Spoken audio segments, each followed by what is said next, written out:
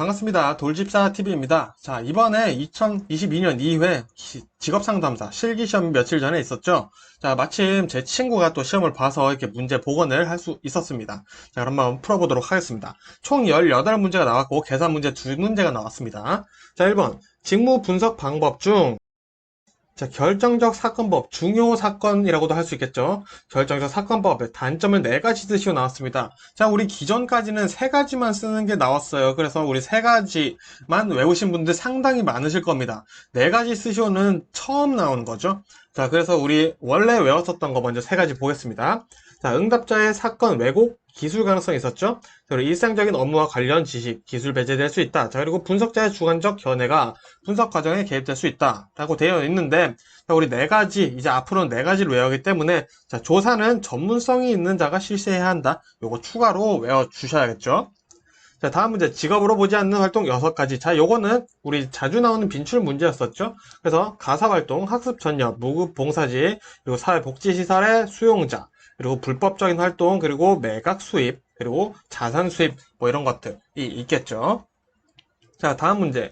부정적인 심리검사 결과가 나온 내담자에게 검사 결과를 통보하는 방법 4가지를 쓰시오.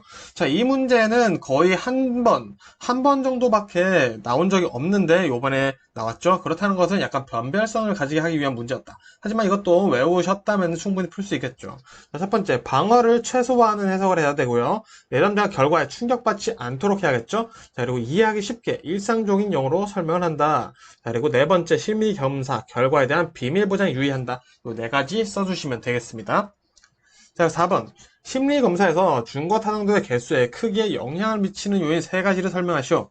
자, 요거는 우리 외우기 쉽죠. 타당도, 신뢰도, 표지오차입니다. 자, 요것도 어느 정도 빈출 문제였기 때문에 나올 수 있을 가능성을 좀 예측할 수 있었겠죠. 자, 표지오차는 모집단의 표본이 잘못될 경우 뭐가 커진다? 표지오차가 커집니다. 그래서 타당도가 하락한다. 그리고 타당도는 준거 결핍이나 준거 오염이 있을 경우 타당도 개수는 하락한다. 이렇게 간단히 써주시면 되고요.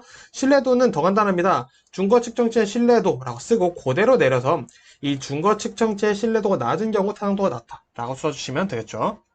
자, 5번.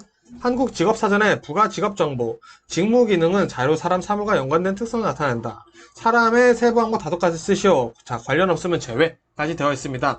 자, 요거 우리 신출 문제죠. 자, 요거 못 쓰신 분들이 아주 많으셨겠죠. 자, 그래서 5가지 쓰는 거 우리 한번 외워보도록 하겠습니다. 자문, 협의, 교육, 감독, 오락 제공, 설득. 그리고 여기에 원래 또 관련 없음이 있는데, 자, 관련 없음은 제외하라고 했으니까 지워줘야겠죠. 자, 그래서 우리 자문협의, 교육, 감독, 오락, 제공, 설득 외워주시면 되고요. 또 우리 기존에 기출됐었던 거 우리 자료에 세부 항목도 있었죠.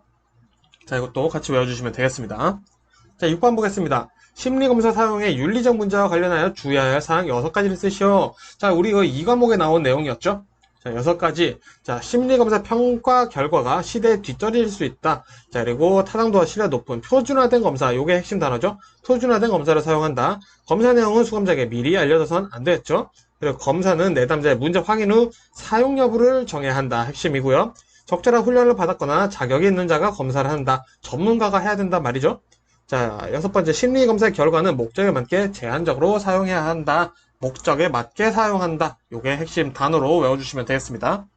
자, 7번 보겠습니다. 자, 형태주의 상담 목표 6가지를 쓰시에요. 자, 요것도 신출인데, 자, 우리 기존에는 원래 형태주의 상담 목표 3가지를 쓰라고 되어 있었죠. 그래서 우리 자각, 통합, 책임, 이렇게들 많이들 외우셨을 거예요. 근데 6가지를 쓰라고 나와 있습니다. 자, 요것도 많이 못 쓰셨겠죠.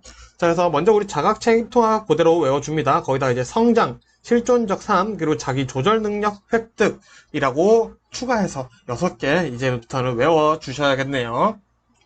자, 8번. 다음에 주어진 표를 보고 계산하시오. 자, 계산 문제입니다. 자, 요것도 우리 자주 나온 문제죠. 숫자 외워서 그냥 풀어보시는 것도 나쁘지 않아요. 계산 문제는 굳이 이해를 하지 않으셔도 그냥 외워서 푸시면 되겠죠. 자, 그래서 우리 이렇게 시험 문제는 계산과 답 이렇게 쓰는 한이 나눠져서 나오죠. 자, 그래서 고용률 먼저 써봅니다. 자, 취업자를 15세 이상 인구, 생산 가능 인구죠. 나눈 다음에 100을 곱하면 고용률이 나와요. 자, 그러면 여기 생산 가능 인구 나와 있고, 자, 우리 취업자 여기 나와 있네요. 자, 요 숫자 2개 써서 고용률 구해주시면 되겠죠. 자, 그럼 다음 문제.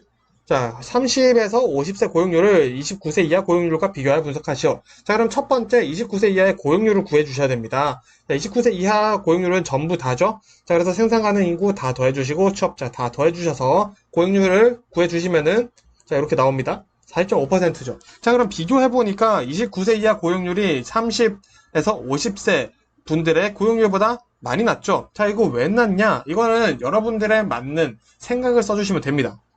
자, 저 같은 경우에는, 자, 29세 이하는 대다수가 비경제 활동 인구예요. 왜? 학생이기 때문이죠. 그래서 여기 학생이란 단어, 이런 것들도 넣어주셔도 됩니다. 그래서 고용률이 비교적 낮게 나오고요. 30에서 50대는 보통 결혼하신 분들이 많으시겠죠. 그래서 생계나 가족 부양을 위한 책임감, 일을 하고 있기 때문에 취업자가 많아 고용률이 높게 나오는 것이다. 라고, 이런 식으로 써주셔도 됩니다. 다른 이유가 있으시다면 충분히 가능하시고요. 자, 9번 보겠습니다. 직업 문제에 대한 대표적 분류법 중 윌리엄슨의 변별 진단 4가지를 쓰시오. 자, 4가지 설명하시오가 아니라 쓰시오죠. 자, 그럼 이건 단답이에요. 자, 그럼 우리 무불흥현만 써주셔도 됩니다. 자, 근데 요거 기출문제 설명하시오까지 나오는 사례들이 있죠. 그래서 이 설명까지 같이 외워주시면 되죠. 자, 그래서 9번 같은 문제는 조금 좋은 문제였죠. 4점짜리였겠죠. 자, 10번. 직업 상담사가 갖춰야 할 자질 5가지를 기술하시오. 자, 요것도 5가지까지 우리가 외운 적이 많이 없어요. 보통 4가지 이렇게 많이 외우고 계시기 때문에 요번부터는 이제 5가지를 외워주셔야겠는데요. 자, 내담자에 대한 존경심, 도덕적인 입장과 태도, 그리고 객관적인 통찰력, 직업 심리학적 지식, 그리고 자기 자신에 대한 이해, 요 5가지 외워주시면 되겠습니다. 자, 11번. 100의 인지적 상담에서 인지적으로 3가지를 쓰시오. 자, 이거 문제가 잘못됐어요. 4가지입니다. 자, 그렇단 말은 뭐냐? 원래는 3가지 쓰시오, 혹은 3가지 설명하시오 정도였었는데, 요번엔 4가지를 쓰게 하는 게 나왔다. 라고 알아두시면 되겠고요. 요거는 5가지를 쓰게 하는 것까지 나올 수도 있으니까 5가지 외워주시면 되겠고요. 먼저, 흑백 논리, 과도한 일반화, 개인화, 입력 추론, 이 중에 3개 정도는 설명할 수 있도록 외워주셔야겠습니다. 자, 12번. 직업 상담에서 내담자 이해를 위한 질적 측정 도구 3가지를 쓰고 설명하시오네요. 자, 우리 질적 측정 도구 생애 진로 사정, 제노그램, 직업 카드 요 3개가 있겠죠. 그래서 생애 진로 사정은 우리가 처음 만났을 때 해볼 수 있는 구조화된 면접 기법이고요. 내담자의 정보와 행동을 이해하는 데 도움이 되는 질적 평가 절차죠. 그래서 빨간 색깔 단어 3개 꼭 들어가서 설명해 주시면 되겠고요. 제노그램. 자, 직업 상담 초기 실시하며 내담자의 가계를 알아보는 도구로서 뭐를 고정관념이나 흥미를 측정할 수 있다. 이 내용이 핵심이죠.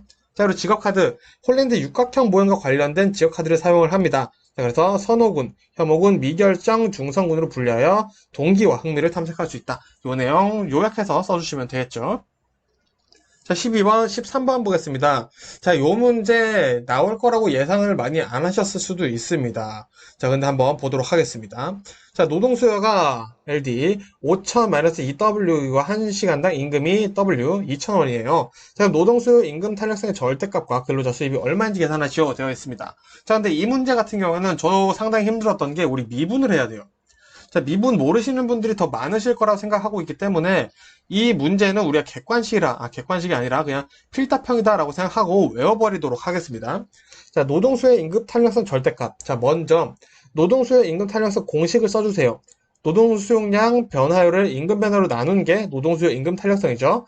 자, 이므로 2,000, 1,000이 나온다, 된다. 자, 2,000, 1,000이 어떻게 나왔냐? 이거 이해하려고 하지 마세요. 자, 여기서부터 복잡해집니다. 제가 하시는 말, 오히려 제 말을 믿고 외우신 게 더 낫습니다. 자, 2,000 나누기 1,000이 됩니다. 자, 그래도 외우기 쉬운 건 뭐냐? 자, 임금 2,000원, 여기 숫자는 2,000 갖다 대입해보고요. 여기 W 2,000이니까 빼면은 1,000이 나와요. 자, 요 숫자 2개를 필요하구나. 요 정도만 외우시면 됩니다. 계산은 이렇게 하라는 말씀은 아니에요. 자, 어쨌든 여기까지 쓰시고요. 여기서 미분으로 하나 나온 마이너스 2를 곱해주면은 마이너스 4가 나온다.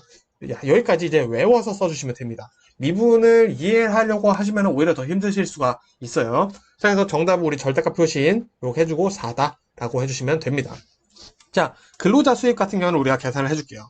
자, 우리 노동 수요가 공식이 나와 있습니다. 1시간당 임금이 2,000원이래요. 자, 그럼 이 W 대입해 보겠습니다. 그럼 5,000 빼기 2,000원 하면 4,000이죠? 4,000 하면은 1,000이라는 숫자가 나와요. 자, 노동 수요니까 이 1,000이라는 게 시간이 되겠죠? 1,000시간, 임금이 2,000원이니까 1,000 곱하기 2,000 하면은 정답 200만 원이 나온다. 그래서 요거는 그냥 통째로 외워주시는 게 더 낫다는 거 저를 믿고 그냥 외워주시면 좋을 것 같습니다. 14번 보겠습니다. 인지정서 행동 상담의 기본 개념을 의미를 쓰시오. 자, 요거 REBT죠. 자, 요거 기본 개념 의미 A가 B, C, D, E, F 이렇게 제시가 되어 나왔다고 합니다. 심지어. 자, 그러면 여기 괄호 안에 있는 것만 써주시면 돼요. 자, 요거만 써주시면 되고요. 쓰시오니까. 자, 근데 설명하시오 하면 뭐다? 이거 전체 내용을 다 같이 써주셔야겠죠. 요 개념 잘 잡아보시고요. 15번 보겠습니다. 갤라트가 제시한 진로 의사결정 8단계를 순서대로 쓰시오 되어 있습니다. 자, 요거 1번이랑 8번은 늘 제시되어 나오고요. 요번에도 제시되어 나왔습니다. 그래서 우리 이렇게 외워볼게요. 정, 대안, 괄호 열고, 자, 대안, 연결되는 거, 대안, 열, 결, 실까지 대안의 열거, 대원, 결과 예측, 대안, 실현, 가능성 예측 하죠. 그리고 정, 대안, 열결실하고 가, 의 해서 외워주시면 되겠죠. 자, 16번 보겠습니다. 표준화를 위해 수집된 자료가 정규 분포에서 벗어나는 것은 검사 도구의 문제보다 표집 절차의 오류의 원인이 있을 수 있다. 이를 해결하기 위한 방법 세 가지를 쓰고 각각 설명하시오. 자, 쓰고 설명하시오. 요거 놓치시면 안 됩니다. 자, 완절면이죠. 자, 완곡화 방법, 수집된 자료가 정상 분포의 모양을 갖추도록. 왜? 지금 정규 분포에서 벗어났다 그러잖아요. 그래서 우리 정상 분포의 모양을 갖추기 위해서 점수를 가감해주는 방법이다. 라고 보시면 되겠습니다. 자, 이런 식으로 나왔을 때, 이런 모양이 나올 수 있게 정규 분포라면은 점수를 가감해서 이 그래프를 움직여준다라는 뜻이 되겠죠. 그래서 절미법은 편포의 꼬리를 잘라내는 거예요. 자, 이런 모양이 되려면 돼야 되는데, 막 하다 보니까 막 이런 식으로 되는 거예요. 그럼 여기가 편포의 꼬리가 작다 그러면 여기를 좀 잘라버리는 거죠. 잘라가지고 요 모습으로 우리가 보자 라고 할 수 있는 겁니다. 그래서 꼬리가 작을 때만 사용 가능하다는 거.